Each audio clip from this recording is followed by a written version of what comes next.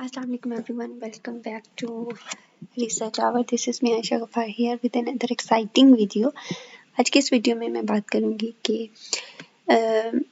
Fall 2024 के लिए कौन सी यूनिवर्सिटीज़ जो हैं वो स्कॉलरशिप्स ऑफ़र कर रही हैं। बहुत सारे स्टूडेंट्स हैं जिन्होंने अभी ग्रेजुएशन की होगी या पोस्ट ग्रेजुएशन की होगी, वो कोई एमएससी के लिए और कोई एमफिल के लिए और कोई पीएचडी के लिए स्कॉलरशिप्स को तलाश कर रहा होगा कि कौन सी यूनिवर्सिटीज़ हैं जो स्कॉलरशिप्स ऑफ़र कर रही हैं। तो अभी मैं बात करूँगी फॉल 2024 के लिए। I am just talking about the middle east, like in Dubai में कौन सी ऐसी यूनिवर्सिटी है जो कि अप्लाई करने के लिए अर्ज कर रही है स्टूडेंट्स को। मैं जो बात कर रही हूँ वो खलीफा यूनिवर्सिटी की बात करें। खलीफा यूनिवर्सिटी ने 2024 के लिए फॉल 2024 के लिए स्कॉलरशिप्स का ऐलान किया है। लाइक इस तरह के स्कॉलरशिप्स हैं कि हर एक स्टूडेंट का ड्रीम होता है इस तरह का स्कॉलरशिप पाई करना, इस तरह का स्कॉलरशिप हासिल करना। तो अगर आप में से कोई स्टूडेंट पीएचडी करना चाह रहे हैं, एमफिल करना चाह रहे हैं, एमएससी करना चाह रहे हैं, तो वो यहाँ पर ज़रूर विज़िट करें और यहाँ पर इनकी जो भी रिक्वायरमेंट है उसको पूरा करें और फिर स्कॉलरशिप के लिए अप्लाई करें। तो ये बहुत अच्छी अपॉर्चुनिटी है। अभी मैं आपको बता भी देती हूँ कि इनकी कौन कौन सी रिक्वायरमेंट है और आप किस तरह से अप्लाई कर सकते हैं। तो और दूसरी बात ये है कि कितना स्कॉलरशिप ये पर मंथ स्टूडेंट्स को देते हैं। तो हम जो है वो जाते हैं एडमिशन वाले सेक्शन में। पोस्ट ग्रेजुएट एडमिशन की अगर मैं बात करूँ, मैं पीएचडी स्कॉलरशिप्स के बारे में पहले बात करूँगी।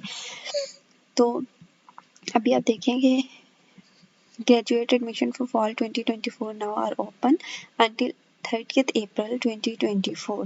तो अभी आपके पास 3 महीने हैं। इनकी रिक्वायरमेंट्स बहुत सारी तो नहीं कह सकते, बट इनकी रिक्वायरमेंट्स में टेस्ट होते हैं कुछ, और आपकी डिग्रीज और ये सारे काम कराते तकरीबन 3 महीने लग जाते हैं। तो अगर आप परस्यू करना चाह रहे हैं अपनी डिग्रीज खलीफा यूनिवर्सिटी में, तो आप ज़रूर अभी से जो है वो ट्राई करना शुरू कर दें, क्योंकि बहुत लेंथी प्रोसीजर होता है। तो अभी आप लोग ये देखें कि एडमिशन रिक्वायरमेंट्स क्या क्या हैं। तो एडमिशन रिक्वायरमेंट से पहले अगर हम ये देख लें कि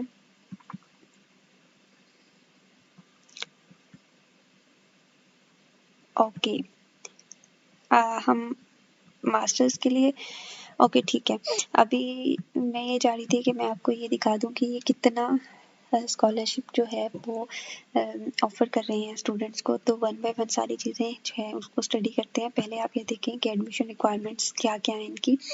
applicant seeking admission to graduate program, अभी ये ग्रेजुएट की बात हो रही है। तो ग्रेजुएट प्रोग्राम्स के लिए आपके पास क्या क्या चीज़ें होनी चाहिए। ग्रेजुएट प्रोग्राम के लिए आपके पास जो भी बैचलर्स डिग्री है उसकी CGPA 3/4 ज़रूरी है, और उसके बाद आपके पास आइल्स या टॉफिल इनमें से कोई एक टेस्ट होना ज़रूरी है। अगर आपके पास आइल्स हैं तो ओवरऑल एकेडमिक आइल्स चाहिए, नॉट जनरल वन। ये आपने लाजमी देखना है कि एकेडमिक होता है या जनरल होता है। अक्सर यूनिवर्सिटीज़ से वो जनरल मांग रही होती हैं और अक्सर एकेडमिक मांग रही होती हैं। तो 6.5 एकेडमिक आइल्स चाहिए आपको, और आपके पास GRE का रिज़ल्ट भी ज़रूरी है जिसमें आपके पास क्वांटिटेटिव स्कोर 150 होना चाहिए। बाकी जो वर्बल और एनालिटिकल स्कोर है वो मैटर नहीं करता, तो क्वांटिटेटिव 150 होना चाहिए। उसके बाद मिनिमम 2 रेफरल रिकमेंडेशन होनी चाहिए। स्टेटमेंट ऑफ पर्पस आपकी 500 to 1000 वर्ड्स में होनी चाहिए, और एडमिशन इंटरव्यू होता है इनका after submitting documents in the portal. ठीक है, तो न्यू रिक्वायरमेंट्स भी इन्होंने देखें दी हुई है, लेकिन ये डॉक्टरेट डिग्री प्रोग्राम्स के लिए उन्होंने कहा है कि जिन्होंने कंप्लीट कर लिया है बैचलर्स डिग्री मिनिमम 3.5, और वो डायरेक्ट PhD के लिए भी अप्लाई कर सकते हैं। लाइक एमफिल इन्होंने ख़त्म कर दिया हुआ है कि एमफिल की डिग्री नहीं है, अगर किसी ने बैचलर किया तो डायरेक्ट PhD के लिए अप्लाई कर सकते हैं। उसके बाद वो कह रहे हैं कि मास्टर्स डिग्री अगर किसी ने कंप्लीट कर ली हुई है, जिसको एमफिल भी बोलते हैं पाकिस्तान में, तो अगर मास्टर या एमफिल कर ली हुई है तो 3.25 CGPA/4 और इतनी CGPA होनी चाहिए अप्लाई करने के लिए। मिनिमम रिक्वायरमेंट जो है वो ये कह रहे हैं कि एकेडमिक आइल्स स्कोर 6.5 या फिर टॉफल का स्कोर 91 इक्विवेलेंट होना चाहिए। सेम रिक्वायरमेंट है जो कि ग्रेजुएट के लिए है। उसके बाद जो है आप जीआरई जनरल यहाँ पर उन्होंने बोला हुआ है, ये भी देख लीजिए कि जीआरई सब्जेक्ट होता है और जीआरई जनरल होता है, तो इन्होंने जीआरई जनरल की रिक्वायरमेंट दी हुई है, तो 150 पॉइंट स्कोर होना चाहिए। वर्बल और एनालिटिकल जो स्कोर है आपका वो बेशक आपका ना हो। उसके बाद मतलब इतना ज़्यादा ना हो, लेकिन 150 क्राइटेरिया मीट करना चाहिए, ये ज़रूरी है। मिनिमम 2 रेफरेंसेस आपको ज़रूरी हैं।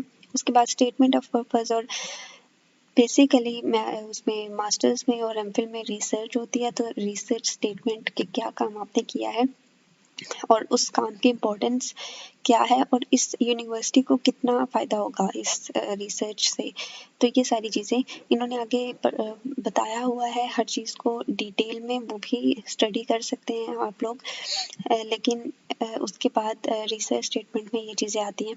उसके बाद एडमिशन इंटरव्यू होगा और फिर जो है वो लक पे डिपेंड करता है कि एडमिशन होगा या नहीं होगा, और अगर एडमिशन होगा तो स्कॉलरशिप कितनी मिलेगी।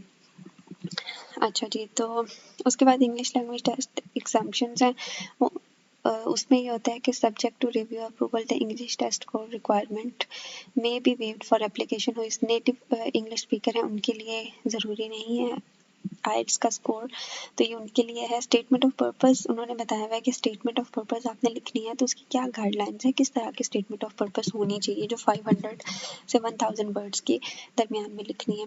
इंट्रोडक्शन लिखना है अपने बारे में और अपने मोटिवेशंस और इंटरेस्ट के बारे में।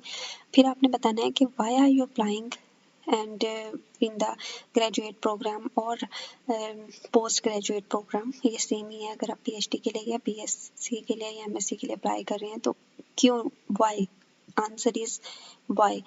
तो व्हाई का आंसर लाजमी यहाँ पर सेकंड वाली पैराग्राफ में लाजमी दें। उसके बाद उन्होंने कहा है कि आपको क्या उम्मीद है कि what you hope to gain during your studies and any specific issues you wish to address. उसके बाद आपकी प्रोफेशनल एस्पायरेशंस क्या हैं उसके बारे में आपने लिखना है। How your previous studies and work experience, तो आपने अपनी प्रीवियस स्टडीज के बारे में लिखना है।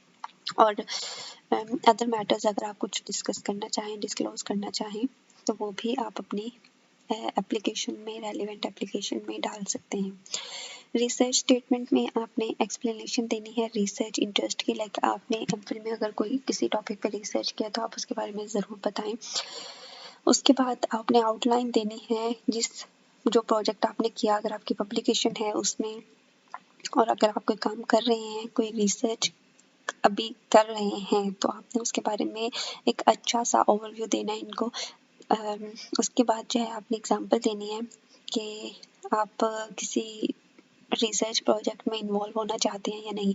ये चीज़ आपको इनकी पोर्टल से मिल जाएगी। यहाँ पर बहुत सारे फील्ड्स में बहुत सारे प्रोजेक्ट्स इन्होंने स्टार्ट किए हैं, तो आप उसमें से अगर किसी प्रोजेक्ट में इंटरेस्टेड हैं तो आप वहाँ से वो प्रोजेक्ट उठाएं और यहाँ पर डालें और उसके बारे में लिख दें। जीआरई का इन्होंने बताया हुआ है कि ग्रेजुएट लेवल है, क्वांटिटेटिव स्कोर चाहिए। मैं आपको पहले भी बता चुकी हूँ कि क्वांटिटेटिव स्कोर ज़रूरी है 150, और उसके बाद आपका वर्बल और एनालिटिकल राइटिंग में अगर स्कोर कम भी है तो इट्स फाइन, बट क्वांटिटेटिव में 150 स्कोर लाजमी है। उसके बाद डॉक्यूमेंट्स के बारे में आपको उन्होंने बताया हुआ है, ये डिटेल्स आप पढ़ सकते हैं, इसमें कुछ इतना ज़रूरी चीज़ नहीं है। सिंपल वही डॉक्यूमेंट्स जो हर जगह पे अप्लाई करते हुए आपको ज़रूरत होती है, वो वाले डॉक्यूमेंट्स हैं। अगर हम बात करें स्कॉलरशिप्स की, जो कि मोस्ट इम्पॉर्टेंट थिंग है स्कॉलरशिप, तो स्कॉलरशिप की अगर हम बात करें,